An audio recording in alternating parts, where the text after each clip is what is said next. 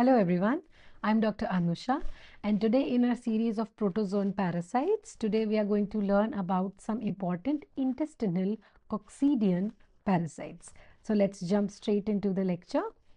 Now the intestinal coccidian parasites, they constitute some very important AIDS related diarrheal illnesses. Okay, so they constitute important AIDS related diseases, so we can know that these are important in HIV positive or AIDS patients. Okay, now we remember that the protozoa were unicellular organisms, and amongst the protozoa the phylum Epicomplexa was there.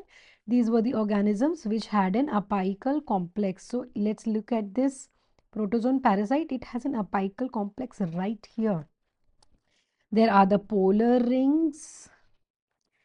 There is the conoid. There is the conoid right here. This helps in intracellular invasion by these parasite into the host cell. So they have the apical complex. Amongst the phylum Epicomplexa, we have the subclass Sporozoa and the class Coccidia. Now, these coccidia are the parasites which we are going to learn. These coccidia, they further can be classified into suborder or order. Okay, order is Emerina, Hemosporina, and Periplasmida.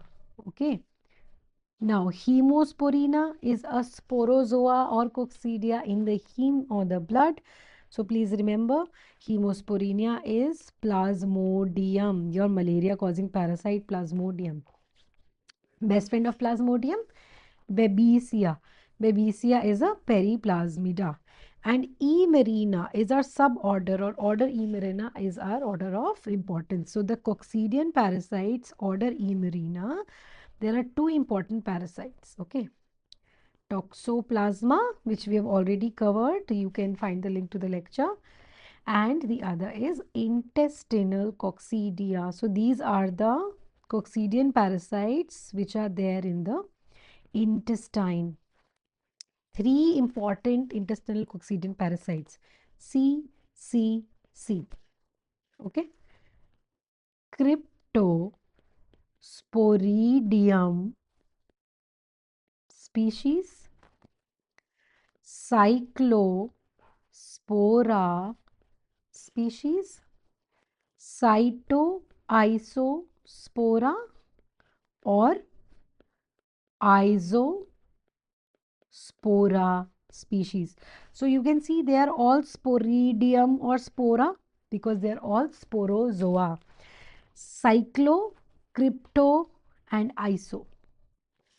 Okay, I will help you in a way to remember these later on. So just now, just know that Cryptosporidium, Cyclospora and Cytoisospora or Isospora are the three important intestinal coccidian parasites which we are going to learn today. Now, across these three parasites, there are two important features which are common. The first important feature is that they have a single host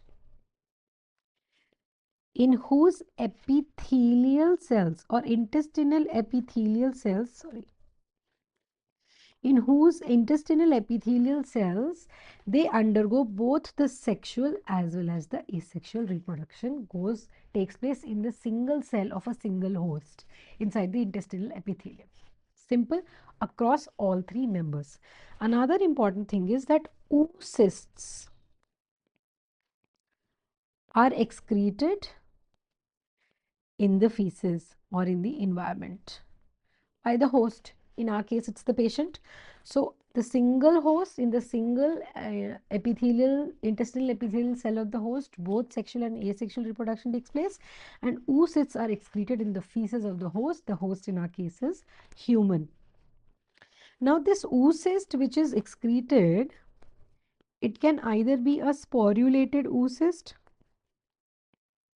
or a non-sporulated oocyst.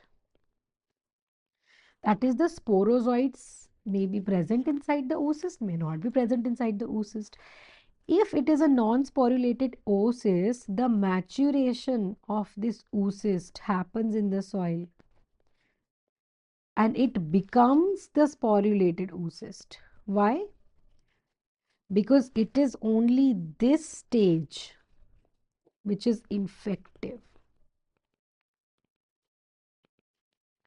to another host. So the infective stage is the sporulated oocyst. Just like we had seen in toxoplasma also, the sporulated oocyst is the infective form. So either sporulated oocysts are being excreted or unsporulated ones. The unsporulated ones undergo maturation in the soil, become sporulated and then cause infections. Now this is an important point of difference in between cryptocyclo and isospora. Just remember, single host, single epithelium cell, both the cycles of reproduction and oocysts are excreted in the feces. This is common across the three intestinal Coccidian parasites. Now, I want you to divide the paper into three parts. Okay. Cryptosporidium, cyclospora, isospora. Just remember, it is Isospora belli and it is Cyclospora cayatanensis. Just try to remember the names. Cyclospora cayatanensis, Isospora belli, Cryptosporidium species. We will look at the species because that is important. Now let's look at the oocysts. These are the oocysts of these guys, which we can see here. Now I want you to write crypto, write the C of crypto. Cyclo, write the C of cyclo. Iso, write the I of iso. Right? You can see if I join the C, it becomes a round. If I join the C, it becomes a round. If I join the I, it becomes elongated. So what is this? This is the shape of the oocysts. Cryptosporidium has round oocysts. Cyclospora has round oocysts. Isospora has an elongated oocyst, like you can see here. Right? Now, what is the difference again? The size. Just remember, 4 to 5, 10 to 20, sorry, 8 to 10. Sorry, 4 to 5, 8 to 10, and 10 to 20 micrometers is the size of the cyst. So cryptosporidium is the smallest, 4 to 5 micrometers. What is the difference between cyclospora and cryptosporidium? Both are round. Cyclospora will be bigger, 8 to 10 micrometers. And isospora is elongated, 10 to 20 micrometers length and 10 to 15 micrometers breadth. Okay, MCQ questions, important. Also, how will you differentiate between oocyst of cryptosporidium and cyclospora? The oocysts of cryptosporidium are uniformly stained. Now, what is the stain that I am seeing? This stain is the modified acid fast or Zn stain, the modified Zn stain, and these structures are red, so they are acid fast. These are the acid fast red structures. Let's quickly go through what are the acid fast structures.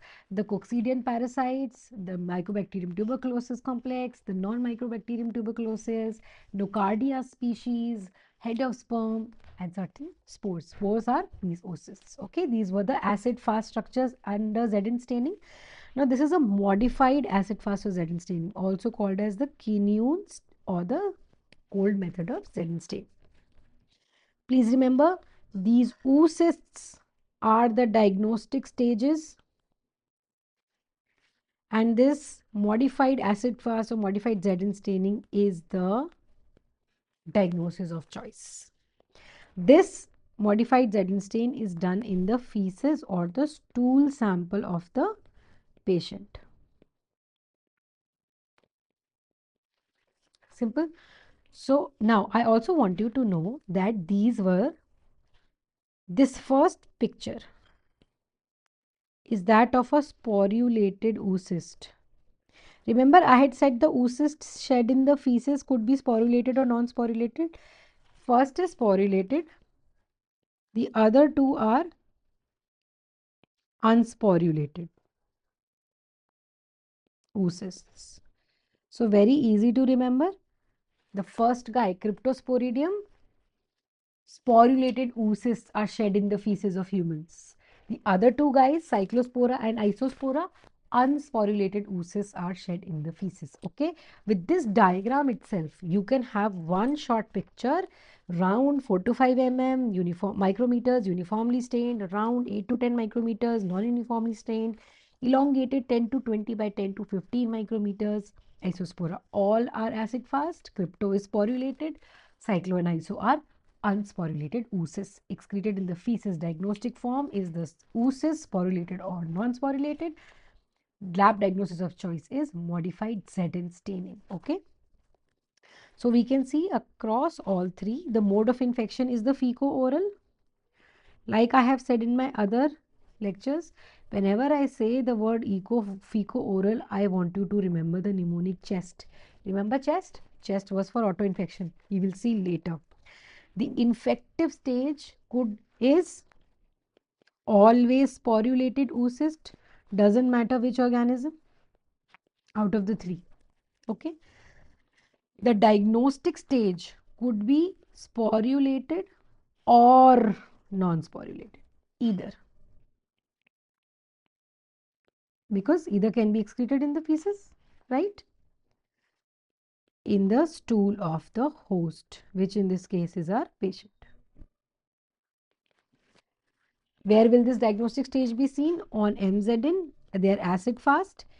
Now this becomes important when you have sent the stool for normal ovocyst examination in a wet mount and an iodine mount, and repeatedly the report is coming negative. In those cases it becomes important because these are very rarely diagnosed on routine microscopy. So this staining, differential staining, needs to be done in order to visualize them. And all of them are going to cause secretory diarrhea. What is secretory diarrhea? There are no WBCs or RBCs in the stool, and they are going to cause AIDS related illness or AIDS patients. Diarrhea in the AIDS patients or HIV positive patients. Now let's look at the sporulated oocysts of the three. Always first is crypto, second is cyclo, third is iso. Always. Now let's look. The cyst wall is common in all. The sporozoites are there inside a sporocyst for both cyclo and iso. There are two sporozoites inside two sporocysts in case of cyclospora. There are four sporozoites inside two sporocysts in case of isospora. Total are 8. Here total are 4. Right? So the total number of sporozoites in cyclospora are 4. 2 in 2. Total number of sporozoites in isospora are 8. 4 in 2. Whereas in cryptosporidium, the 4 sporozoites are naked. They are naked. They are not inside a sporocyst. Okay. So, why is this important? Since they are naked and there is only a thin cyst wall around them, then they become very important in cases of auto-infection, because there is no double covering. So auto-infection becomes very easy. If this sporulated oocyst with a thin wall is shed in the feces, then through the fingers, this auto-infection can happen in the patient. So we have seen the 3 sporulated oocysts: naked sporozoites in Cryptosporidium, sporocyst encased sporozoites in Cyclospora and Isospora, 4 sporozoites in Cyclospora, and 8 sporozoites in Isospora. Okay. Let's look at the life cycle. So we have these CDC diagrams. Now what I want you to do is just pay attention, and we are going to sum up the entire important features of these organisms in this one particular life cycle sheet. So you can even use them as your flashcards later on. Let's look at Cyclospora cayetanensis and Isospora belli life cycles. I want you to note the common theme here. The common theme is patient is getting infected, patient is passing the oocyst, the immature or the unsporulated oocyst in the feces. There is sporulation of the oocyst in the environment, and then there is ingestion. Yes. So common feature is in both cyclospora and isospora, the maturation or the sporulation of the oocyst happens in the soil. Common feature, got it? Simple. One host, I said there is a single host, got it, done. Raspberries, these raspberries become important in case of cyclospora, and so we are saying that it is the food items, get contaminated. So we know that it can cause foodborne outbreaks. It can cause foodborne outbreaks, right? It causes chronic diarrhea. The disease can last for 6 to 8 weeks, and it causes AIDS related chronic diarrhea. So there is foodborne outbreaks, there is sporulation inside the environment, there is chronic diarrhea, and there is AIDS related diarrhea which can happen. So this more or less sums up your cyclospora. Okay, 5 to 10 micrometers, round acid fast structures, unsporulated in the environment, sporulated oocyst is the infective stage, single host, chronic diarrhea, and AIDS related illness. Okay, isospora belli. Okay, same features. One important clinical feature is raised eosinophils. This is the only out of the 3 coccidian intestinal parasite which is leading to eosinophilia. Okay. Another important thing is in AIDS patients, it can cause extra intestinal isosporiasis. Okay. Extra intestinal isosporiasis. So the sporozoites, the sporozoa of isospora can pass through the intestinal wall, perforate, and reach other organs, other sites. So it can also cause extra intestinal disease in AIDS patients or immunocompromised patients. And there is no zoonosis. So the only transmission of cyclospora is person to person. There is no animal reservoirs hosts of this. Okay, so in the two charts we can sum up cyclospora and isospora. Now let's pay attention to cryptosporidium. In this particular chart I will pay attention to cryptosporidium thoroughly, right? First let's look here, the diagnostic stage. We have seen already, diagnostic stage was that it was uniformly acid fast sporulated oocyst, right? Let's look here. Thick walled oocyst is ingested by the host. Now let's go inside the host now. Inside the host, the oocyst is excisted, the sporozoite is released, and this sporozoite is sitting nicely inside a parasitophorus vacuole.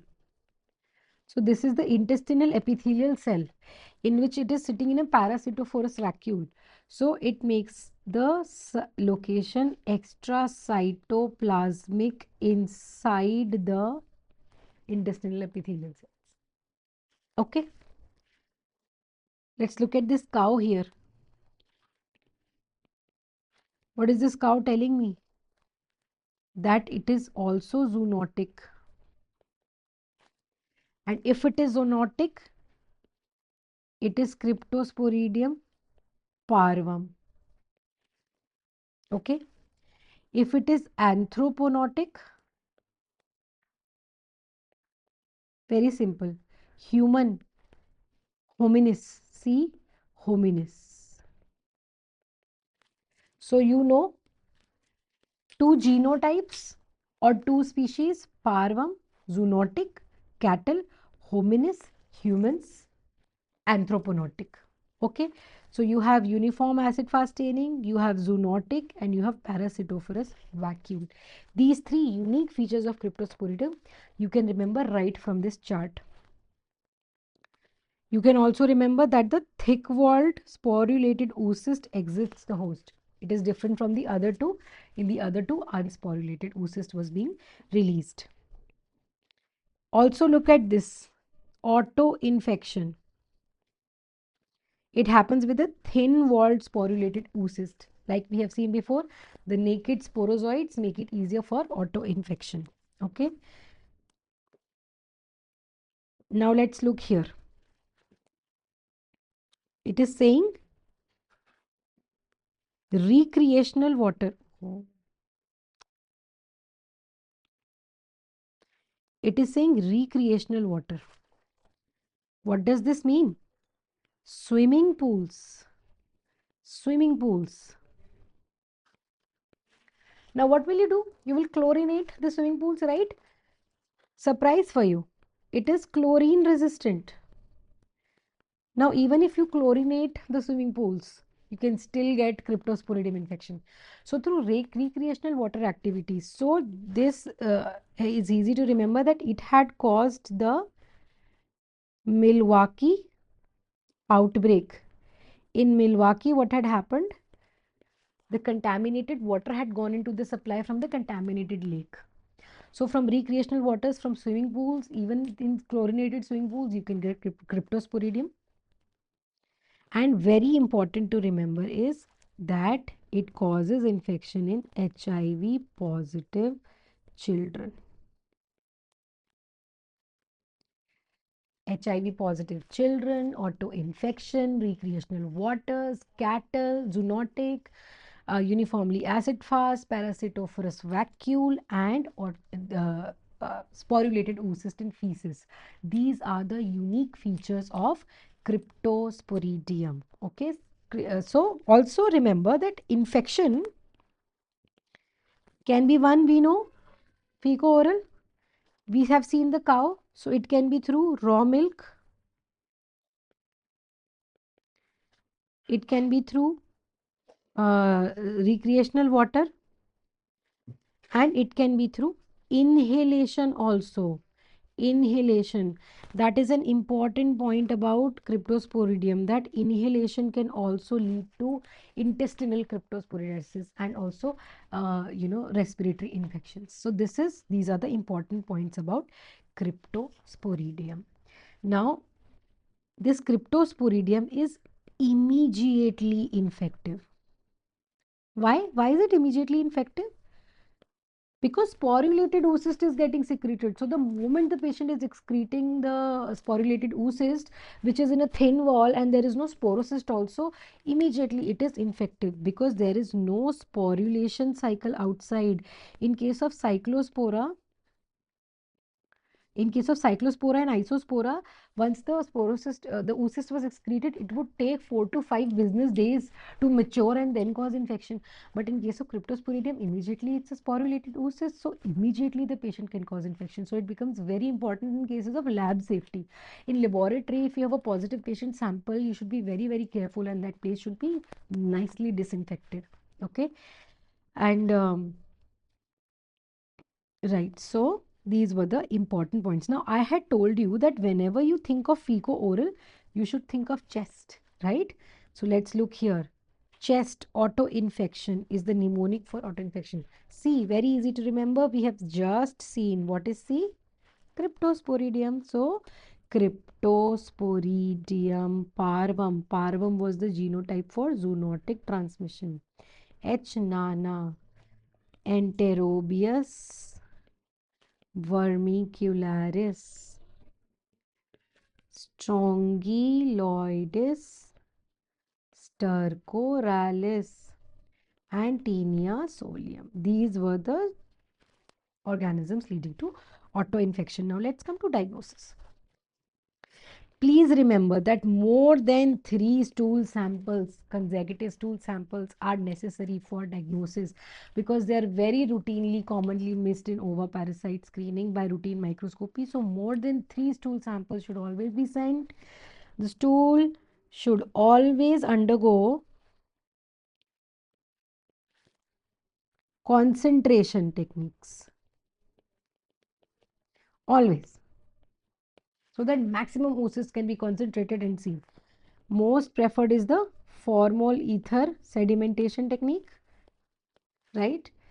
In the routine microscopy, you have the wet mount or the iodine mount, but it is usually missed in routine microscopy. So what do you want to do? You want to increase the contrast. So what will you do? You will do the modified Zn, like we have seen, modified Zn stain on which these organisms are acid fast, right? You can also do trichome staining, but trichome staining is more preferred for microsporidia, but trichome staining can also be done. Another thing which you can do is you can see them very nicely bright under fluorescent microscopy, where you can stain them with the auramine rhodamine dye. Auramine rhodamine staining, you can see the nicely fluorescent yellow balls of cryptosporidium. Okay. The fourth thing which you can do is immunofluorescence assay. Immunofluorescence assay. So this picture is of a direct fluorescence antibody test. Basically, you have taken a plate or a slide, you have coated the antigens for cryptosporidium, or you have coated entire cryptosporidium oocysts. Then you have taken patient serum sample, loaded it. If the patient sample had antibodies, they are going to bind to the cryptosporidium present on the surface of the slide, and then you're going to add the fluorophores and the substrates and the fluorophore dyes, and they are going to fluoresce. So that is the direct fluorescence antibody test. Okay, this can be done. Now there is a quality called as autofluorescence. Autofluorescence is self-fluorescing. Now cryptosporidium, crypto is crypto means hidden, so it's not going to shine on its own. So it's easy to remember, autofluorescence or shining on its own is not shown by cryptosporidium, but the other two guys, cyclospora and isospora, are autofluorescing. So without the antibody tagging and without adding a fluorescent dye by yourself, if you simply do the fluorescent microscopy under UV light of a specimen, cyclospora and isospora are going to shine on their own, but cryptosporidium is not going to. Okay. Other is the enzyme immunoassay or the EIA or ELISAs. PCRs can be done which are genotype specific. So we know Cryptosporidium parvum, which is the zoonotic one, and Cryptosporidium hominis, which is the anthroponotic one. These were initially called as genotype 1 and 2, but now we know that they are different species. So genotype specific for outbreak investigation and all, PCRs can be done, and cell cultures can be done under cell lines. Okay. Coming to treatment.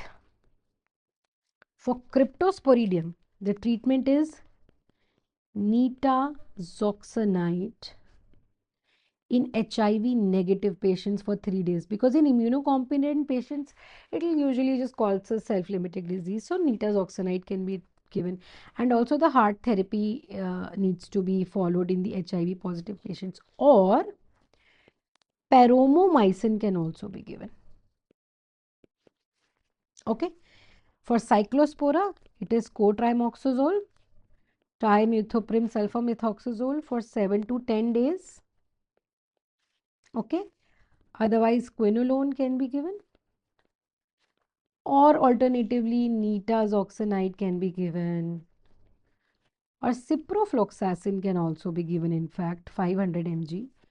Or for isospora, you can also give pyrimethamine with folinic acid. But the drug of choice for crypto is nitazoxanide, and drug of choice for cyclo and iso is cotrimoxazole. Simple. So you can easily remember the differences between Cryptosporidium, Cyclospora and Isospora. We know that only the infective form for all three is sporulated oocyst. Simple. Diagnostic form is sporulated in Crypto because that is excreted, unsporulated in the other two because that is excreted. Outbreaks are common for Cryptosporidium because it's in recreational water, in swimming pools, in large water bodies, so it can happen. Occasionally in Cyclospora, suppose there was a batch of raspberries with contaminated with Cyclospora, so all the people who have eaten those raspberries are going to get infected. Whereas in Isospora, it is very occasional because there is no zoonotic spread and only human to human spread is there. Oocyst size we've seen, Crypto is the smallest, 4 to 6, but for remembrance, we can do 4 to 5, 8 to 10 for Cyclospora, and 20 to 30 for Isospora. Simple. It is round, round, and oval. So C, round, I, elongated. Cytospora is also called as cytoisospora now. So please don't get confused when they say cytoisospora. It's the same thing. Okay. There are four sporozoids. There are four sporozoids, which are the naked sporozoids in case of Cryptosporidium, two sporocysts with two sporozoids, and eight. So it is four sporozoids and eight sporozoids for those. And the acid fastness, uniformly acid. They all are acid fast, but Crypto is uniformly acid fast. Crypto is Crypto, so no autofluorescence. Sporulation is inside the host cell itself, and in the other two it is in the environment, nitazoxanide and cotrimoxazole. So this sums up the Coccidian parasites. Very easy to remember, just three guys: Cryptosporidium, Cyclospora, Isospora. Crypto is round, Crypto is small, Crypto is uniformly acid fast, Crypto is Crypto, no autofluorescence. Crypto is there in swimming pools, so large outbreaks can happen. Crypto can also happen from animals such as cows. There are two species, parvum and hominis. Cyclo and iso are unsporulated oocysts are shared, not immediately infective. Small outbreaks in case of Cyclospora. Isospora is elongated, human to human spread is there. And so I think that are all the important and unique features about the three intestinal Coccidian parasites. Please remember they are a part of the epicomplexan Coccidian parasites. Thank you.